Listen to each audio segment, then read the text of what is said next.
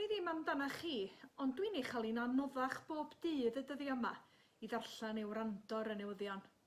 Achos dim ond un stori sy'n gynna ni ar hyn o bryd, a honno'n stori sy'n gosod y spotlight yn llwyr arno ni, arna i am mywyd bach trefnus i, fy iechyd i, fy economi fi, a fy nyfodol i. Mae'n rhyfedd meddwl erbyn hyn, ond cyn y lockdown, mi gafon ni gyfle i ymweld â hen ffrindiau yn Mizoram, Gogledd Wyren yr India. Mi gyrhaeddon ni adra ychydig ddiwrnodau yn llythrenol cyn i'r byd gau.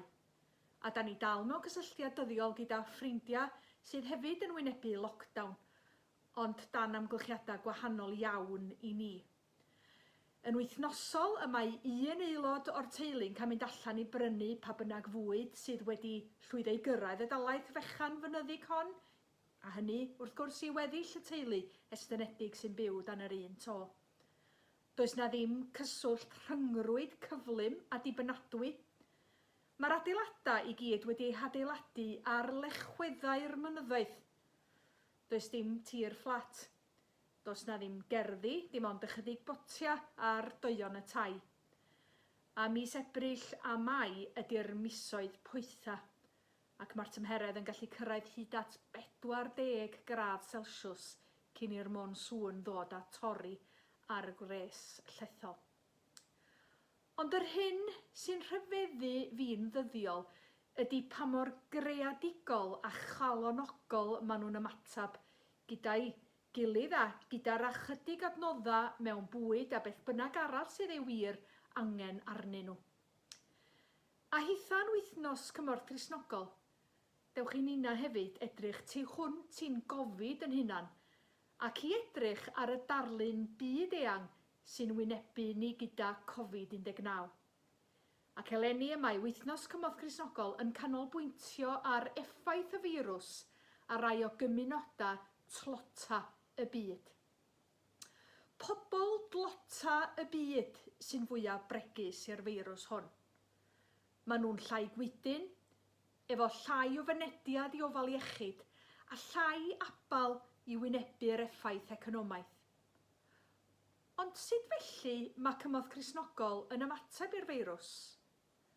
Un enghraifft ydy'r ffordd maen nhw'n gweithio'n benodol gyda ffoaduriaid nepell o Mizoram, gyda llwyth o Rohingya o Myanmar sydd yn llochesu yn Cox's Bazar yn Dhaka, Bangladesh.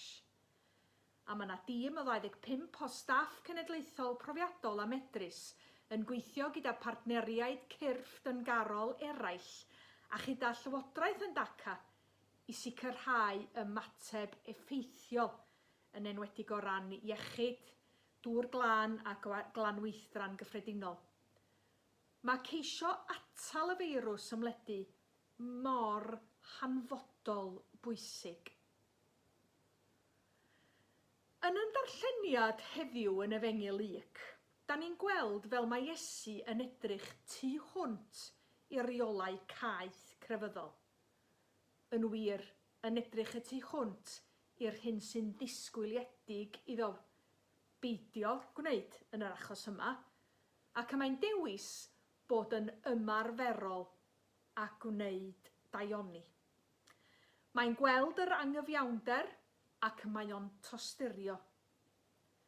Mae bod yn grefyddol yn gallu yn gwneud ni'n hunan gyfiawn yn un llygeidiog ac yn hunanol. Dwi'n eich annog chi yn ystod yr wythnos hon i edrych y tu hwnt i'r newyddion digalon ein hunan. A dwi'n eich annog chi i roi. Dwi'n dy annog di i roi yn hael drwy ddilyn y linc yma. Dwi'n dy annog di i rannu'r sgandal mae pobl dlotaf y byd sy'n fwyaf bregus i'r feirws hwn. Dwi'n dy annog di hefyd i rannu'r fideo yma sy'n dweud am fodlonrwydd y misos ac am angen dirfawr ffoaduriaid o Rohingya sy'n llochesu yn Cox's Bazar. Ac i orffen, dwi'n dy annog di i weddio efo fi. Gweddiwn.